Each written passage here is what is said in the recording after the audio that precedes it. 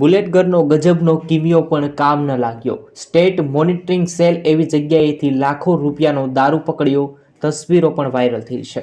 હાલમાં નરોડા પોલીસના જણાવ્યા મુજબ 1152 બોટલનો જથ્થો પકડવામાં આવ્યો છે। ઘટના અંગે વિગતવાર માહિતી મળી છે।